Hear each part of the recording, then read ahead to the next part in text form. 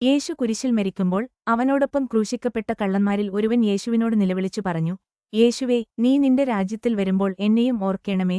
ലൂക്കോസ് അധ്യായം 24 വാക്യം 42. രാജാധിരാജാവും കർത്താധികർത്താവുമായി ഭൂമിയിൽ ഭരിക്കുവാനും വാഴുവാനുമുള്ള യേശുക്രിസ്തുവിന്റെ മടങ്ങിവരവിനെക്കുറിച്ച് യേശു ജനിക്കുന്നതിന് 600 വർഷങ്ങൾക്കു മുമ്പ് ജീവിച്ചിരുന്ന ദാനിയേൽ പ്രവാചകൻ ഇപ്രകാരം എഴുതി. രാത്രിദർശനങ്ങളിൽ മനുഷ്യപുത്രനോട് സദൃശനായ ഒരുത്തൻ ആകാശമേഘങ്ങളോടെ വരുന്നതു കണ്ടു. അവൻ വയോധികന്റെ അടുക്കൽ ചെന്നു. അവർ അവനെ അവന്റെ മുമ്പിൽ അടുത്തുവരുമാറാക്കി. സകല വംശങ്ങളും ജാതികളും ഭാഷക്കാരും അവനെ സേവിക്കേണ്ടതിനു അവന്നു ആധിപത്യവും മഹത്വവും രാജത്വവും ലഭിച്ചു. അവന്റെ ആധിപത്യം നീങ്ങിപ്പോകാത്ത നിത്യാധിപത്യവും അവന്റെ രാജത്വം നശിച്ചുപോകാത്തതുമാകുന്നു. ദാനിയേൽ അധ്യായം 7 വാക്യങ്ങൾ 13-14. കർത്താവായ യേശു ദൈവരാജ്യത്തിന്റെ സന്ദേശവുമായി വന്നു. അടുത്തുവരുന്ന ദൈവരാജ്യത്തിനായി മാനസാന്തരപ്പെടാൻ അവൻ പ്രസംഗിച്ചു.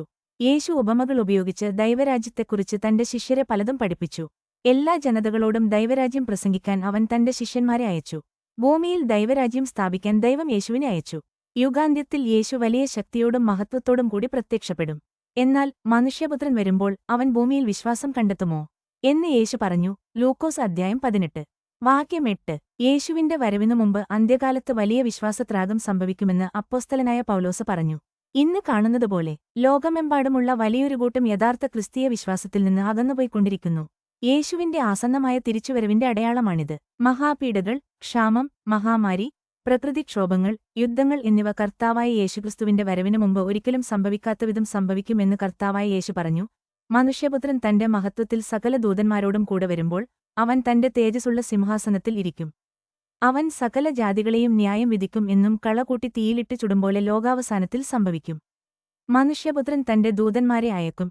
അവർ അവന്റെ രാജ്യത്തിൽ നിന്നു എല്ലാ ഇടർച്ചകളെയും അധർമ്മം പ്രവർത്തിക്കുന്നവരെയും കൂട്ടിച്ചേർത്ത് തീച്ചുളിയിൽ ഇട്ടുകളയുകയും അവിടെ കരച്ചിലും പല്ലുകടിയും ഉണ്ടാകും എന്നും കർത്താവായ യേശു പറഞ്ഞു. യേശു ജീവിക്കുന്നവരുടെയും മരിച്ചവരുടെയും കർത്താവാണ്. അവൻ വരുമ്പോൾ ജീവനുള്ളവരെയും മരിച്ചവരെയും ന്യായം വിധിക്കും.